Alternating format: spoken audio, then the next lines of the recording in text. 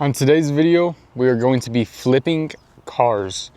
This is what I bought right here. This is a 2010 Audi A4, and I did get it at a great deal.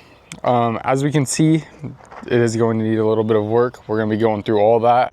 For the most part, it is clean. The interior is pretty nice for the most part. We do got a couple little wear and tear things, like the seat, somebody blew that out, and the armrest, somebody also blew that out. We are missing a couple plastics. The hood latch thing is just vice grips.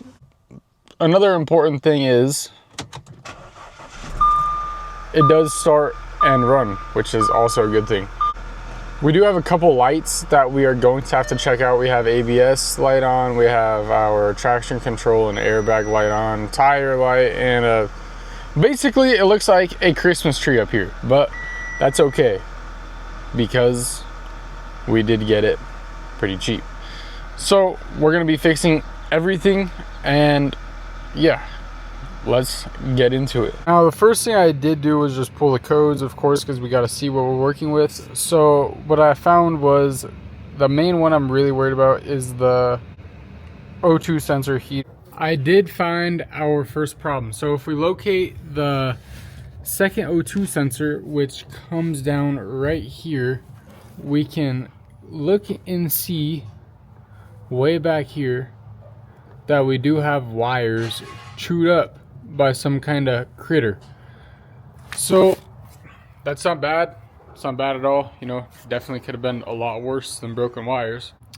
Some type of animal was definitely living in here, and they decided to get a little bit of a snack by crunching on some wires. I did get it pulled off, and we can definitely safely assume that this is what was causing our code. Now, there's a couple ways we could go about this. What we can do is go ahead and buy a new O2 sensor, or we can replace this and fix the wiring. We could definitely assume that this O2 sensor was working before, so I'm just going to go ahead and repair this. I mean, all we gotta do is just splice a couple wires, and that should be good to go. Now, whenever we come under the car, I found this connector just hanging here. And this goes directly to the motor mount, but I cannot find where this would plug in. So what we're going to do is actually go to the junkyard, and we're going to do a couple things. First, we're going to make a list of everything we're going to need so we can hopefully find a car with everything and steal everything off that. Second, we're going to see exactly where that wire goes, if that does get plugged in somewhere. I'm sure it does, because why would that just be hanging there? That's also most likely what's causing our motor mount code. Third, we're just going to kind of take some pictures of what we have here, and then we're going to compare it to a car that has everything, and then we're going to take everything from that car, transfer it over. Sounds complicated, but it's not. So let's go to the junkyard and hopefully find an Audi A4 2010. I did make a list of most of the stuff we're going to need, so we're just going to go try to find one, cross this stuff out, and yeah, keep going. Alright, we made it in.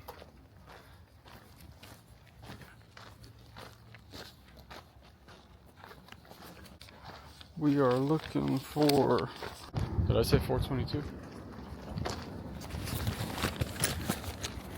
I think so. Audi. This does not look like where an Audi would be. Oh my.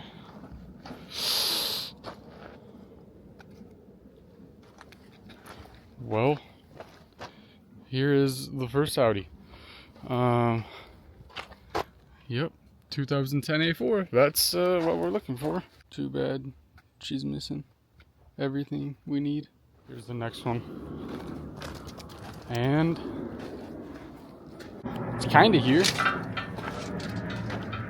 Alright, so we were able to get a couple things crossed off our list. Okay, so I did find one more piece. It was the black hood latch part. The other one was tan, so I was able to find a black one, so that's nice. Now it's time to get out of here. Okay, so we are back in the truck. And we got 4 things crossed off our list, so that's not bad. We had 6, so we crossed out 4 out of 6. So all we have left is the headlight bolts, fender wells. I'm missing a major component here. We're also missing the bumper. So that's okay, because I'm just gonna go ahead and call my homie over here at another little scrapyard place, and I'm gonna see if he has a black bumper as well as the grill. And I'm hoping he has that stuff, because that'll make everything a whole lot easier. I was able to find a front bumper from another scrapyard. This is a different style of a scrapyard. You kind of just tell them what you're looking for, and thankfully they had one, and it is black, and it does come with the grill. No logo. We'll find one of those later.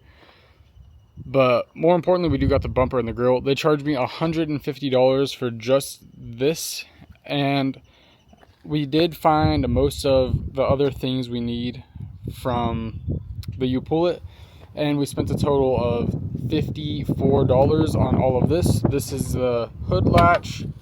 We got a couple windshield sprayers, and we also got a couple of the plastic pieces. The only things that I know we're missing now is just going to be the fender wells and the logo. The logo is going to be super easy, just, you know, snaps right in there. That should be no big deal. Definitely going to have to try to find a chrome logo. That would make it pop, make it look very nice. But everything else is here. I mean, we're good to start assembling. I don't know if I've ever shown you guys why we did need a hood latch. It's because this wire is completely broken. Honestly, this is probably going to be the hardest repair we are going to do to this vehicle, just because I did have to pull the fender off. This windshield wiper bottle is going to have to come off, and then I have to snake that through, and then I'm going to have to figure out how to snake the new one back in there. Definitely looks way better all cleaned off. So I got a couple big things crossed off our list so far. We got the O2 sensor back on, and that is functioning. The code has not returned yet, so that is a great sign. And we also got our hood latch back in and functioning. Before, this was just a piece of vice grips on the wire, but now we are back to looking amazing. So that's pretty much it for the interior, which I'm excited to be done about, because that was not easy. Now we can reassemble everything. So I'm talking bumper, headlights, tighten the fender back up. Yeah, and we're pretty much kind of close. We're getting there. All we got left is the front end, and we're gonna have a car. All right, we do got everything put back together. It did come out pretty decent. I'm not a body professional, so these body lines are not perfect, but other than that, it came out pretty nice, and the car does look not too shabby. So we're gonna go on a test drive right now and see what happens. This thing cruises. I'm not even gonna lie, it feels pretty good. We did get the car all detailed up and looking pretty nice. Another thing we did was we took it through emissions. At this point, I've been driving the car for about a week now, and everything is smooth and sound. Mechanically, it is a very nice car. There's definitely a couple imperfections with the car, such as the interior, wear and tear in the seat, that kind of thing. But other than that, it is a pretty nice car, so we are ready to list it and get this thing sold. After a very long time, we finally have somebody coming to look at this car, and I'm hoping they buy it, because I am ready to get this thing sold. We've had it for too long, and I'm ready to get on the next thing. So hopefully they come and pick this thing up. Does anybody know what's missing? We just sold the car. I'm gonna go home and then we're gonna do a final breakdown of everything, but we sold the car. Finally, let's go.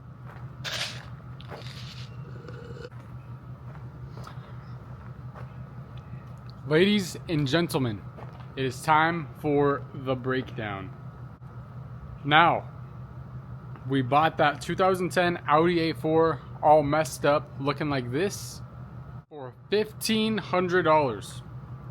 we had $150 for the front bumper and the grill, and we had $54 in miscellaneous parts. That's pretty much it for expenses. We didn't really have a whole lot of expenses, which is always good. Did end up selling the car for $3,000, so we did pretty good. One thing that I didn't know before I did buy the car was that it was a restored salvage title, which is not I don't know the word I'm looking for, but yeah, it was a salvage title. Ugh.